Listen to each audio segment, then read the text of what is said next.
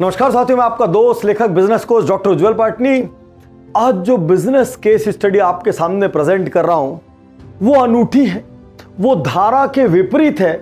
आप चाहे जैसा व्यापार करते हो, आज आपको कई स्ट्रेटजी ऐसी मिलेगी जिससे आप अपने व्यापार में चमत्कार कर सकते हैं। दोस्तों, मैं बात कर रहा हूं डी मार्ट की। 2002 में डी मार्ट को राधा किशन दमानी जी ने शुरू किया, लेकिन जब शुरू किया उस वक्त राधा किशन दमानी जी का पेट भरा हुआ था। लगभग 45 साल की उम्र थी। इंडियन सिक्योरिटीज एक्सचेंज के बड़े प्लेयर में से एक थे और उनके पास कुछ स्टॉक्स, कुछ शेयर्स इतने कीमती थे कि एचडीएफसी के टोटल वैल्यूएशन या जिलेट के टोटल वैल्यूएशन से ज्यादा थे। नॉर्मली कोई और होता तो इस वक्त ठंडा होकर शांति से बैठ जाता, लेकिन वहां पर जीरो से एक स्वप्न को देखना और उस स्वप्न को कितनी ऊंचाई तक पहुंचाना।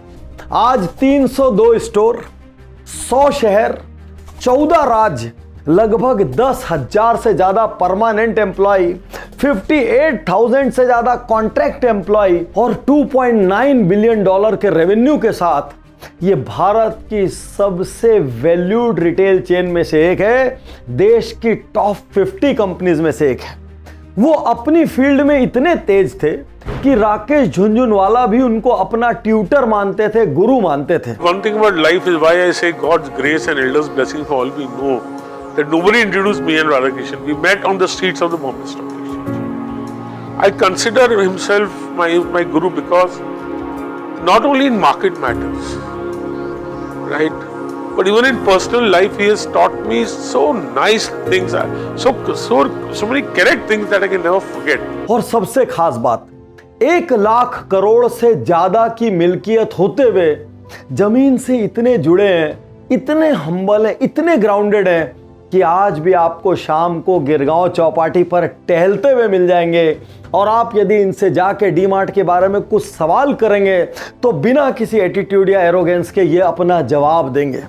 दोस्तों, डी मार्ट यहां तक कैसे पहुंचा, कैसे हर साल डी मार्ट का रेवेन्यू डबल हो रहा है, आइए जानते हैं एक एक करके उन अद्भुत, असाधारण ओपन स्ट्रेटजीज को और सीक्रेट स्ट्रेटजीज को।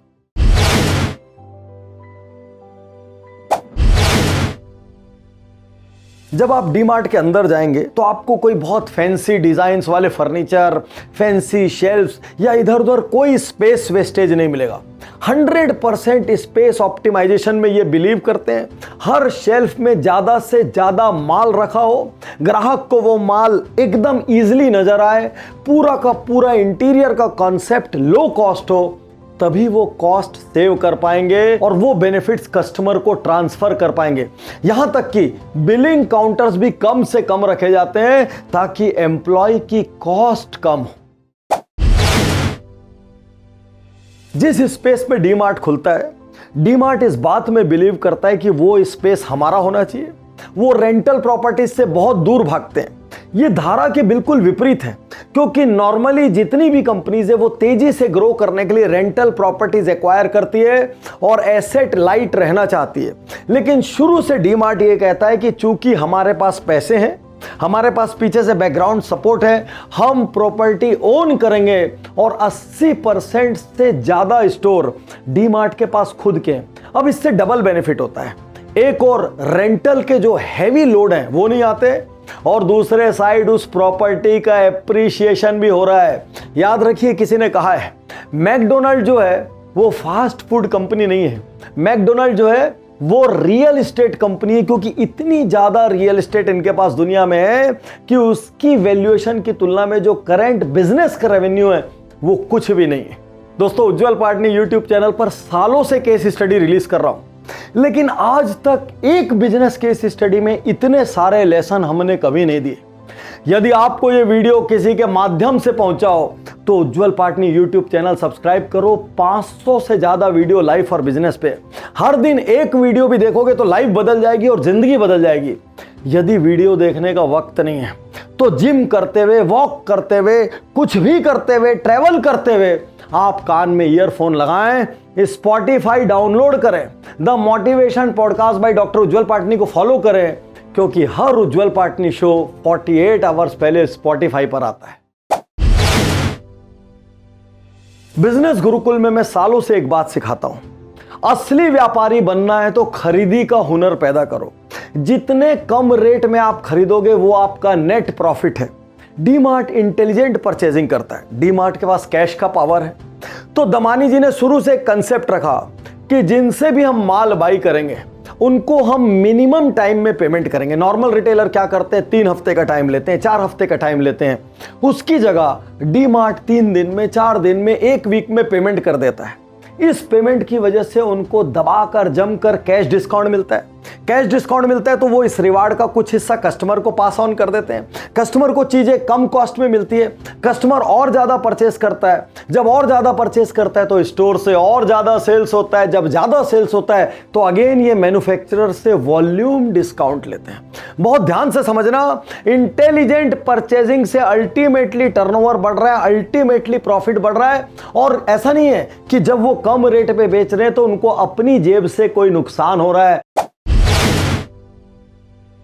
नॉर्मली रिटेलर्स क्या करते हैं, बड़े बड़े मॉल में स्टोर्स लेते हैं ताकि वहां के फुटफॉल का बेनिफिट मिल सके, एकदम हाई विजिबिलिटी मिल सके। लेकिन डीमार्ट धारा के पूरा विपरीत है। मतलब डीमार्ट को जब आप गहरे से स्टडी करेंगे तो वो बहुत सारे स्थापित प्रिंसिपल्स को चकनाचूर कर देता है। डीमार्ट शहर से थोड़ा दूर या शहर के अंदर भी तो थोड़े आउटर वाली जगह मिलेगा जहां पर खूब बड़ा इंफ्रा क्रिएट किया जा सके, खूब बड़ी पार्किंग मिल सके, वहां पर कितनी भी गाड़ियां आए जाए, आसपास रहने वालों को कोई तकलीफ ना हो। इसीलिए ये रियल एस्टेट उनको काफी चीप में मिलती है। और देखते ही देखते डीमार्ट जो पहले 30 से 35 हजार स्क्वायर फीट के स्टोर खोलता था, अब कोविड के बाद वो और चीप लेने लगा है और उसने अपने फॉर्मेट की साइज बढ़ा के लगभग 65 से 70 हजार स्क्वायर फीट कर दिया है। अब मजे की बात सोचिए, टर्नओवर 1 नंबर, रियल एस्टेट की कॉस्ट लो, एक तरफ प्रोडक्ट बिक रहा है और धीरे धीरे डीमार्ट आने की वजह से उस एरिया का खुद का रियल एस्टेट का भाव बढ़ जाता है। तो डीमार्ट कहीं जब खुलता है ना, वो एक्चुअली अपनी प्रॉपर्टी को डबल रेट का बना देता है। डीमार्ट की ब्यूटी क्या है, वो डायरेक्ट मैन्युफैक्चरर से परचेज करता है और कस्टमर को माल देता है। M2C, बीच में कोई होलसेलर नहीं है, बीच में कोई डिस्ट्रीब्यूटर नहीं है। इस वजह से वो गुड्स को बल्क में खरीदते हैं। उनको गुड्स पे बिल्कुल दबा के डिस्काउंट मिलता है। बीच के जितने चैनल को वो ओमिट करते हैं, डिलीट करते हैं, वो सारा डिस्काउंट वो अपने कस्टमर को पास ऑन कर पाते हैं। और फिर कस्टमर ज्यादा खरीदी करता है, ज्यादा खरीदी करता है तो मैन्युफैक्चरर का ज्यादा प्रोडक्ट बिकता है। अल्टीमेटली फिर से वॉल्यूम डिस्काउंट सामने आता है। अब मान लीजिए आप एक मैन्युफैक्चरर हैं, आपको चाहिए कि भाई डीमार्ट में मेरे को सामने का स्पेस मिले, प्राइम स्पेस मिले, इजीली दिखने वाला और हाईलाइटेड स्पेस मिले। आपको डीमार्ट को कुछ एक्स्ट्रा पे करना पड़ेगा क्योंकि इस जगह से माल तेजी से उड़ता है, सबसे फ्रंट का आपको प्लेसमेंट मिलता है, मार्केटिंग स्ट्रेटजीज, एट्रैक्टिव डिस्काउंट, ये सब कुछ यूजर को सामने नजर आते हैं। तो डीमार्ट इस स्लॉटिंग फी की वजह से एक्स्ट्रा अर्न करता है और मैन्युफैक्चरर जिनको अपने प्रोडक्ट को हाईलाइट करना है वो खुशी खुशी स्लॉटिंग फी पे करते हैं। डीमार्ट ने ये कोशिश कभी नहीं की कि HNI मेरे पास आए, बहुत पैसा देने वाला, हाईली अफोर्ड करने वाला कस्टमर मेरे पास आए। डीमार्ट ने फोकस किया मिडिल क्लास पर, और मिडिल क्लास भारत की रीढ़ है क्योंकि मिडिल क्लास अच्छे प्रोडक्ट भी खरीदना चाहता है लेकिन उनको लो कॉस्ट और हाई डिस्काउंट्स पर खरीदना चाहता है। इसके लिए वो लाइन में भी लग सकता है, इसके लिए वो 10-5 किलोमीटर दूर भी जा सकता है, इसके लिए वो कई घंटे वहां पर बिता सकता है। डीमार्ट की स्ट्रेटजी रंग लाई और आज उनके पास मिडिल क्लास का सबसे एक्सटेंसिव कस्टमर बेस है। जब जब फ्लिपकार्ट में सेल आती है, अमेजॉन में सेल आती है, किसी और रिटेल चेन में सेल आती है, लोग कहते हैं डीमार्ट साफ हो जाएगा। वो सेल खत्म हो जाती है, बाकी के साल चुपचाप लोग जाते हैं डीमार्ट से खरीदी करते रहते हैं। कुछ लोगों की सालों से आदत पड़ गई है कि अपना मंथली कंजम्पशन जाकर डीमार्ट से खरीदते हैं, हर वीक खरीदते हैं, अपने सामने देखकर अपने हाथों से खरीदते हैं, आंखों से देखते हैं किसमें मैक्सिमम डिस्काउंट मिल रहा है, उसका चुनाव करते हैं। डीमार्ट महज एक रिटेल स्टोर चेन नहीं रहा, डीमार्ट लोगों की आदत सी बन गया है। और जब आप वहां पर जाते हैं और इतने सारे मटेरियल्स देखते हैं, इतने सारे आइटम्स देखते हैं, आप हमेशा जो सोच कर जाते हैं उससे 20% ज्यादा परचेज करके आते हैं। अक्सर बड़े प्लेयर्स क्या गलती करते हैं, वो मेट्रो में बैठकर एसी बोर्ड रूम में प्रोडक्ट स्ट्रेटजी बनाते हैं और उसके बाद वही प्रोडक्ट पूरे देश में उतार देते हैं। अब जो कस्टमर है उसको ठीक है नेशनल प्रोडक्ट तो लेने, लेकिन उसको कुछ रीजनल प्रोडक्ट भी चाहिए जो उसी क्षेत्र में कंज्यूम होते हैं, वहीं पैदा होते हैं, वहीं बनाए जाते हैं। अब चूंकि रिसर्च नहीं होती इसलिए इनको जानकारी नहीं होती, तो अब कस्टमर की दिक्कत क्या है, उसको कुछ खरीदने के लिए एक लोकल किराना के पास जाना पड़ता है और कुछ खरीदने के लिए एक बड़े स्टोर में जाना पड़ता है। डी-मार्ट यहां पर सबसे डिफरेंट रहा। किसी भी एरिया में घुसने के पहले लोकल की डीप रिसर्च, रीजनल की डीप रिसर्च करके वो उस प्रोडक्ट को अपने ले आते हैं ताकि जो कस्टमर है उसको लोकल किराना स्टोर में जाने की जरूरत ना पड़े। यदि गुजरात के अंदर एक डी-मार्ट है तो वहां पे डांडिया से शुरू करके फाफड़ा तक सब कुछ मिलेगा और आदमी को लोकल किराना स्टोर जाने की कोई अर्जेंसी या कंपल्शन नहीं होगी। और इस लोकल परचेस की सबसे बड़ी खासियत क्या है, वहीं से लेने के कारण वहां की लोकल इकोनॉमी को भी बल मिलता है, सप्लाई चेन के कोई चैलेंजेस नहीं आते क्योंकि प्रोडक्ट वहीं का वहीं पैदा हो रहा है और चूंकि कस्टमर दूसरी जगह नहीं जाता तो कस्टमर का एट्रिशन रेट बहुत लो होता है। इंडियन कंज्यूमर क्या चाहता है, वो डिस्काउंट चाहता है कि मैं हर रोज लगने वाली जो चीजें लेता हूं, ग्रोसरी लेता हूं, जो डेली यूज की आइटम्स लेता हूं, उसमें मुझे बेनिफिट मिले। जब वो स्टोर के अंदर घुसता है तो एवरीडे लो प्राइसेस देखता है, वो देखता है कि हर चीज एमआरपी से नीचे मिल रही है और वहीं पर वो अट्रैक्ट हो जाता है, उसका फेथ बन जाता है डी-मार्ट पे और धीरे धीरे डी-मार्ट उसके मंथली रेशन परचेस की जगह बन जाती है। डी-मार्ट ऐसा नहीं है कि वही डिस्काउंट इलेक्ट्रॉनिक्स में देता हो, क्रॉकरी में देता हो, क्लोथिंग में देता हो, वहां पर नहीं देता, लेकिन जो डेली यूज की आइटम है क्योंकि उसका इंपैक्ट कस्टमर को यहां पर पड़ता है, उसके महीने के बजट पर पड़ता है, तो डी-मार्ट वहां पर उनको एश्योर कर देता है कि भाई आपकी जो बेसिक नीड है वहां पर हर आइटम आपको एमआरपी से नीचे का मिलेगा। तो जब इतना फेथ बन जाता है तो एक्स्ट्रा चीजें अपने आप खरीदी जाती हैं।